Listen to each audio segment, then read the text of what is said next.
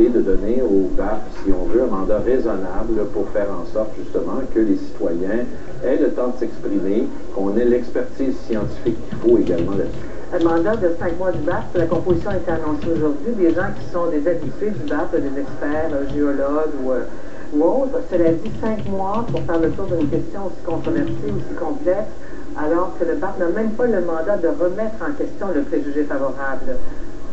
Écoutez, en 2006, nous avons émis une stratégie.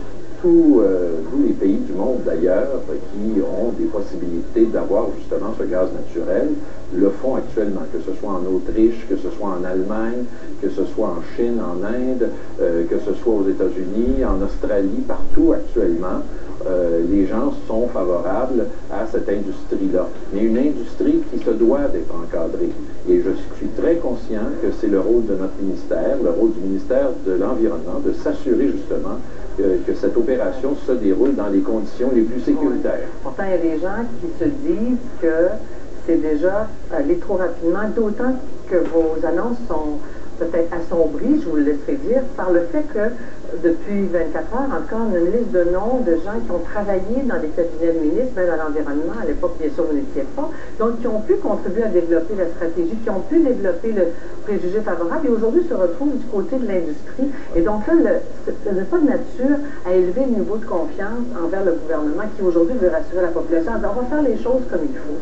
Oui, mais Mme Dussault, ce qui est très clair, c'est que la décision, les recommandations, ce ne sont pas eux. Vous savez, les gens de l'industrie, les environnementalistes, tout le monde veut avoir voix au chapitre, veut essayer évidemment de donner le point de vue.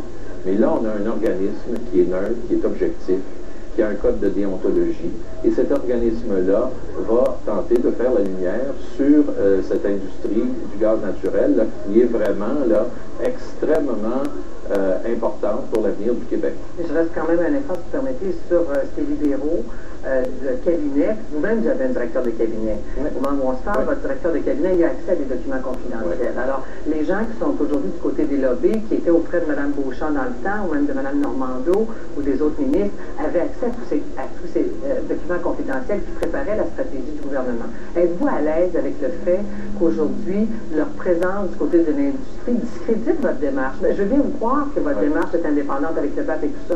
C'est le public qui jugera en définitive. Mais est-ce que vous n'avez pas l'impression que ça discrédite votre démarche? Mme Dussault, d'abord, vous savez très bien que le gouvernement est susceptible d'avoir toutes les pressions, pas seulement de l'industrie, il a des pressions d'à peu près tout le monde, de la gauche jusqu'à la droite, si vous me permettez l'expression. Donc, on a des pressions de tout le monde.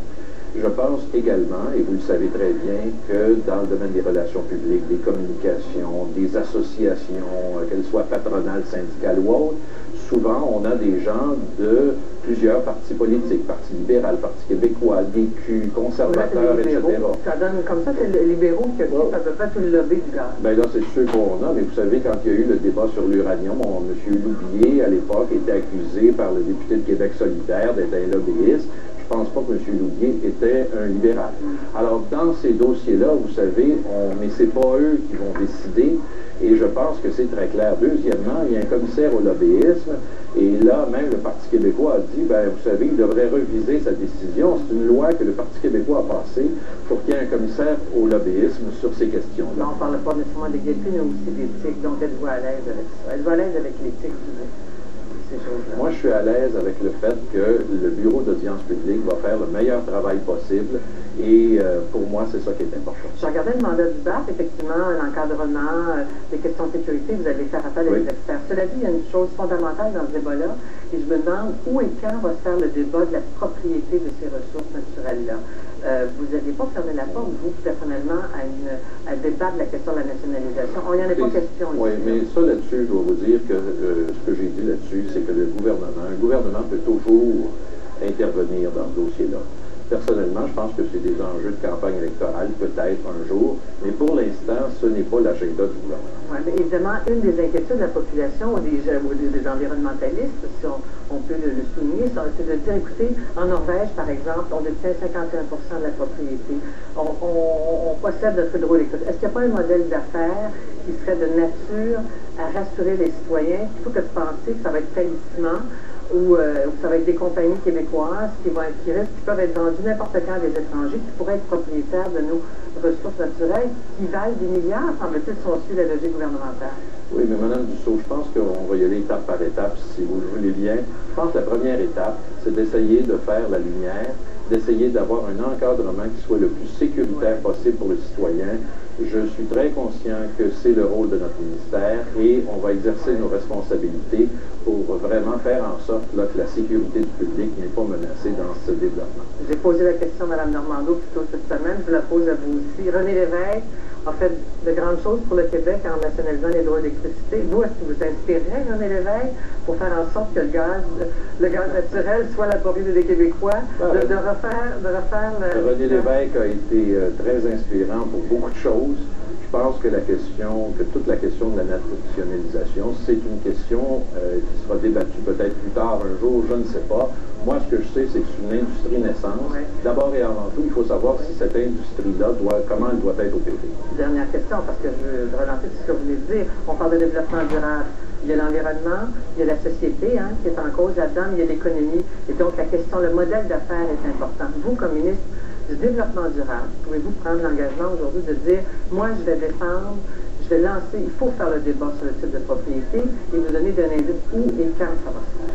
Je pense que c'est une discussion qui devra exercer peut-être un peu plus tard au Conseil des ministres. Moi, je suis ministre de l'Environnement. Vous comprendrez qu'actuellement, mon rôle, c'est de m'assurer qu'il y ait une transparence dans ce qui est décidé. Et mon rôle, c'est de m'assurer justement que la population sache de quoi il en retourne. Bon, ça se peut que vous avez aimé ça faire un débat sur la nationalisation, vous en avez parlé en début de semaine, mais le gouvernement ne veut pas se mêler de ça maintenant. Non, je ne veux pas parler de ça. Non, tout ce que j'ai dit là-dessus, c'était très clair.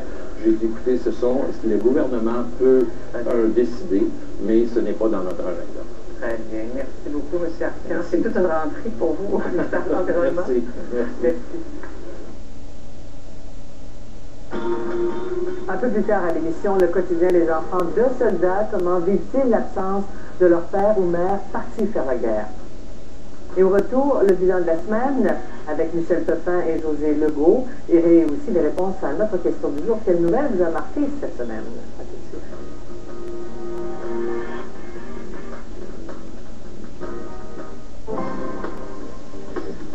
Culture, mode de vie, tendance, société, environnement, sexualité ou technologie.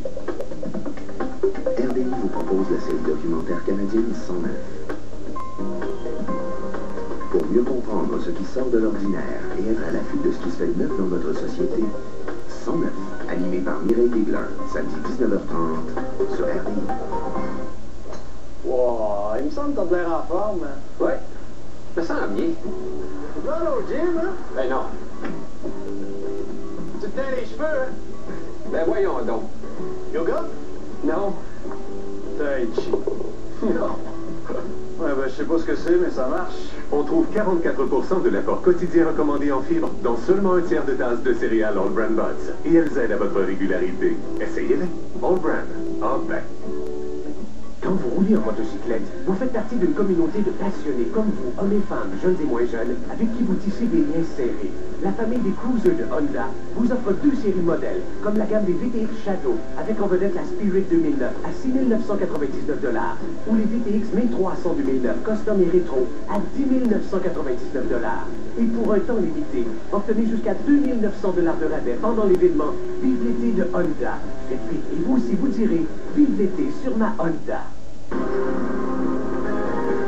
Il est probable que le corps de l'un des 2 hommes portés disparus en hydravion sur la côte nord ait été retrouvé. Les provinces maritimes se préparent à l'arrivée samedi matin de Earl, qui est maintenant une tempête tropicale. Earl a déjà un impact sur le trafic aérien. Des vols à destination des États-Unis ont été annulés à l'aéroport de Québec. Un édifice désaffecté a été la proie des flammes rue Notre-Dame-Est à Montréal. L'un des 3 suspects accusés de complot terroriste a comparu brièvement par vidéoconférence. Et l'état d'urgence a été déclaré à Christchurch, en Nouvelle-Zélande, à la suite d'un séisme d'une magnitude de 7. On ne déplore pas de victimes.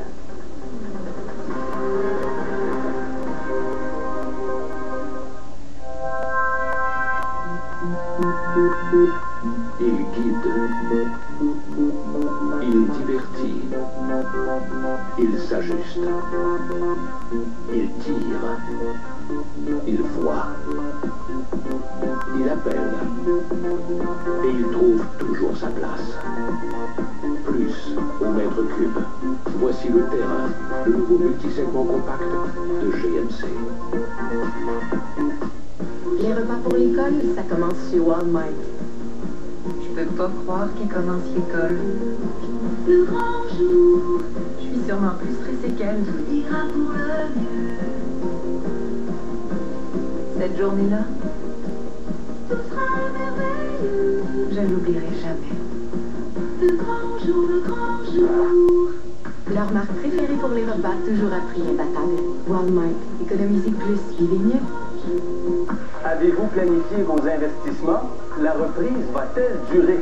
Avec 3 experts, nous parlerons de ce qu'il faut savoir et de ce qu'il faut surveiller. C'est la rentrée économique. RDI Économie, lundi 18h30 sur RDI.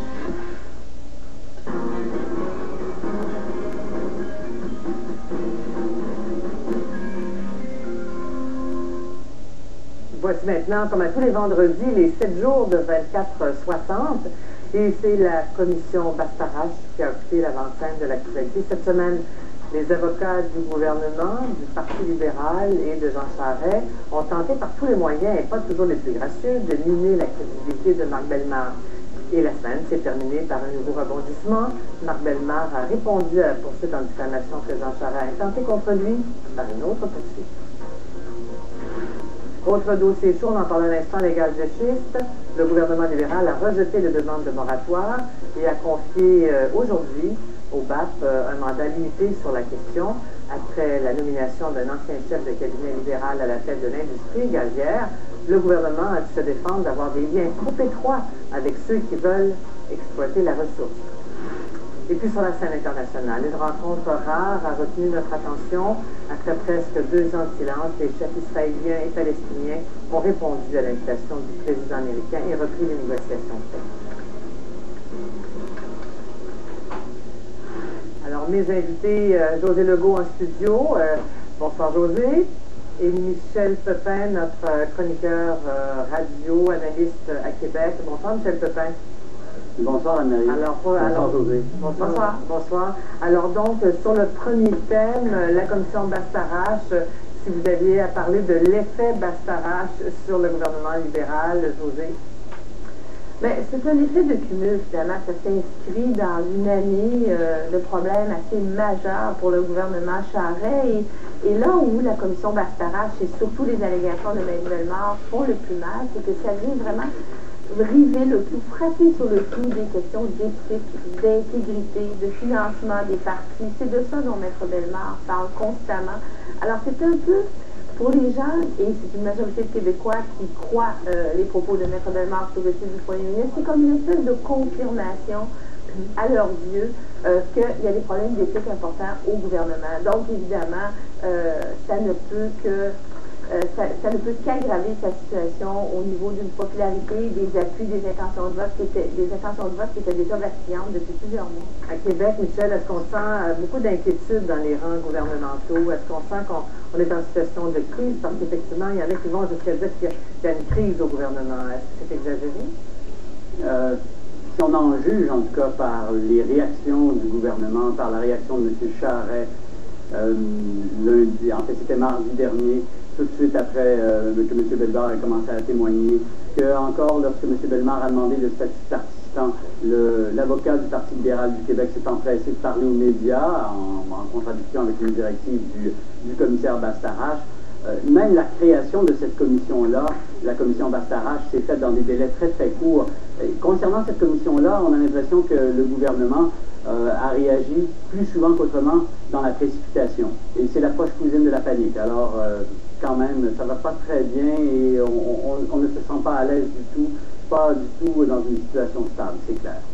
Bon, et pour vous, José, le moment fort cette semaine, dans ces travaux-là, c'est le plus significatif pour vous de tout ce qui s'est passé à la commission Bastarache? Ben, c'est probablement, dans les faits, le dernier coup de théâtre, une longue série de coups de théâtre, et c'est pas ça ne sera pas le dernier dans les prochaines semaines, c'est justement cette contre-poursuite, on peut l'appeler comme ça, de Maître Bellemare contre M. Charest.